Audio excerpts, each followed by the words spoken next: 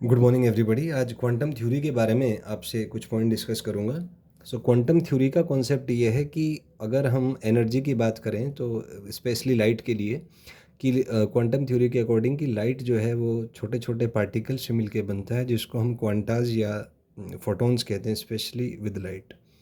और ये जो फोटॉन्स हैं, आप ऐसे एज्यूम करें कि एक कोई सोर्स है लाइट का, तो उससे जो एनर्जी निकल रही है वो छोटे छोटे पैकेट्स की फॉर्म में निकल रही है।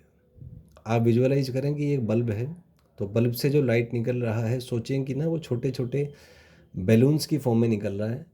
उस एक बैलून को हम कहते हैं एक फोटोन। तो इस तरीके से आप विजुअलाइज कर सकते हैं। इसके बारे में कुछ पॉइंट्स हैं। जैसे ये कोई फोटोन है मान लीजिए, तो ये एनर्जी का एक पैकेट है जिसका फ्रीक्वेंसी न्यू है। तो इस फोटोन का जो एनर्जी होता है वो एच इंटू न्यू होता है अकॉर्डिंग टू क्वांटम थ्योरी। तो एनर्जी एच इंटू न्यू आ जाएगा। यहाँ पे ई है energy of photon, new is the frequency of photon, H is planks constant.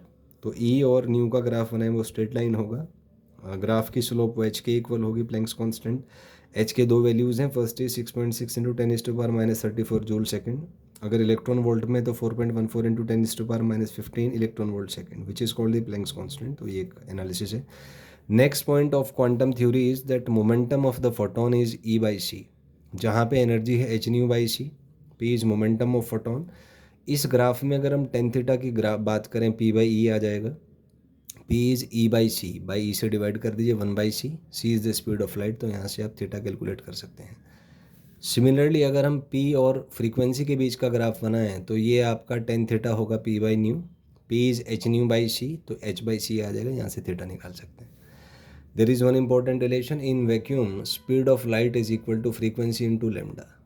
तो हम कह सकते हैं फ्रीक्वेंसी सी बाई लेमडा, तो यहाँ से फ्रीक्वेंसी 1/λ आएगा। तो अगर हम ग्राफ ड्रॉ करें तो ग्राफ विल भी रेक्टेंगुलर हाइपरबोला।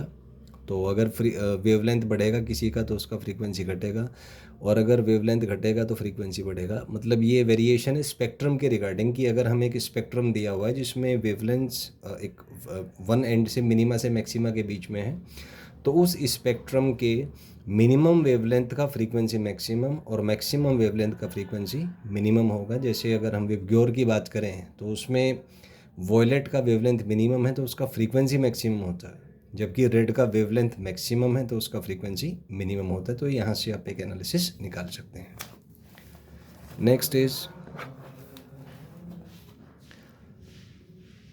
जो एनर्जी है फोटोन का, it can be related to the mass of photon by the equation E is equal to mc², where m is the mass of photon. तो मान लीजिए कोई फोटोन है, उसी बैलून पे मैं वापस जाऊंगा। लाइट का एक बल्ब है, बल्ब से एनर्जी निकल रही है। एनर्जी सोचें बैलून्स की फॉर्म में निकल रही है।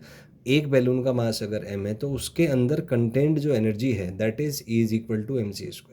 अगर हम ग्राफ ड्रॉ करें E वर्सेज m का, स्ट्रेट लाइन आएगा। टेन थीटा अगर निकालें तो आएगा आपका E/m, mc²/m, tan theta is c²। So theta tan inverse of c² होगा। यहाँ पे क्योंकि c बहुत बड़ा है तो थीटा विल 10 to 90, लगभग 90 डिग्री के आसपास होगा। Next is momentum is E by C, तो E इज mc²/c, mc तो p वर्सेज m का ग्राफ भी स्ट्रेट लाइन होगा, c को अप्रोच करेगा। टेन थीटा इज p/m, तो p यहाँ से mc/m आ जाएगा। So tan theta is equal to c। Next is अगर हम एनर्जी और वेवलेंथ के बीच में रिलेशन देखें तो energy is H into new.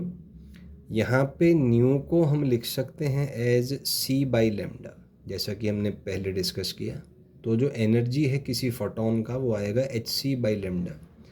So we can say that energy proportional to 1/λ। So अगर हम ई और लेमडा के बीच का ग्राफ ड्रॉ करें, क्योंकि इन्वर्स रिलेशन है, तो graph is a rectangular hyperbola.